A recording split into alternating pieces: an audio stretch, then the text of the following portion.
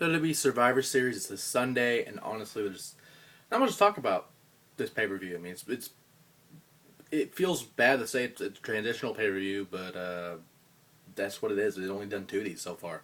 But before we continue, I do want to say a few things. First off, with the reason you haven't seen anything for Turning Point is, well, I didn't have anything to say about it. I mean, it was, again, a transitional pay per view like this is in a way, but also they were going off the steam they had of Bound for Glory, and honestly, it was for the second time in a row they've had good pay per views, and that's the only thing I can say about that. And I'm not going to spoil anything there. I didn't say anything about it, but yeah, just don't worry about it. But also, since today is, depending on when you're watching this, Veterans Day, or the observed day of Veterans Day, since it was Sunday on the calendar, at least what I saw. Regardless, though, I would like to take this time out to personally thank anyone that has or is continuing to serve our country. You are the reason that we still get to do what we're able to do. And at the end of the day, you're the true heroes, and I'm just one that knows people that have served in the Army. Or doesn't matter if I've gone to shake their hand at the airport, or just gone to just hear their stories, or just maybe even from a family member I know. At the end of the day, I haven't experienced what they have experienced. They have. And for that, I thank them for the ultimate sacrifice, for what they did for this country, and still continue to do. Now, like where we're going to go on with the Survivor Series, there's a few matches and a new addition to Team Foley. That's pretty much all we're doing right here, so we'll go that as quickly as possible, because honestly they're probably going to put a last minute match at the pre-show for some reason. I don't know, but we'll see. First off, we have the Divas Championship, Eve versus Caitlyn. This has basically no build-up at all. Caitlyn faces Eve because she won a match tonight against Layla. A pretty quick match as of late. That was actually probably the quickest match I've seen in a while for the Divas, since they actually gave them really long matches.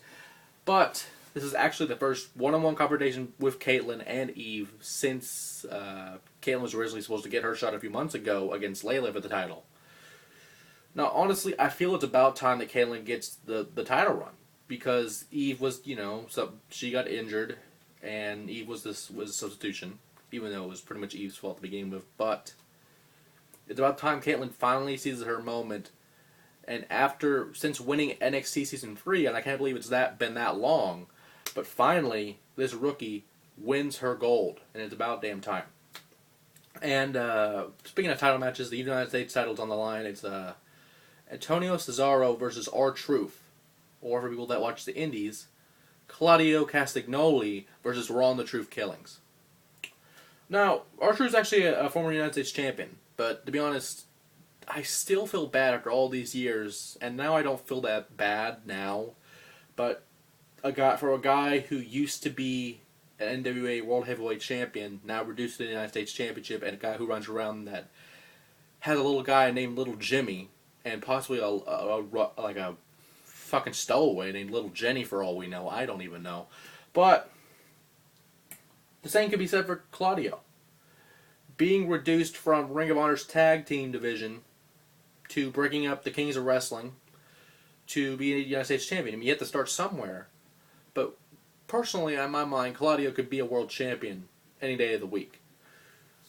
With that being said, and I hate saying this, I think they might take the belt off Cesaro or Claudio, whoever the hell you want to call them, because WWE nowadays doesn't know their history of wrestlers at all. But they want to take the belt off Claudio or Cesaro or whatever the fuck you want to call them, and they might elevate him for a world title shot. It might be too soon, in my opinion, but if anything, don't let him stay in the mid-card too long. The guy has talent.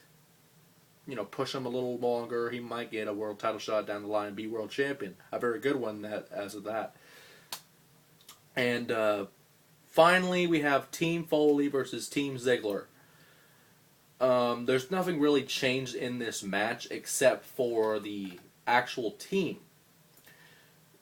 Now, the only man that has been added to this match is The Miz, who went from Team Ziggler, who was originally Team Punk, to now being on Team Foley. And as confusing as it is, this actually is happening.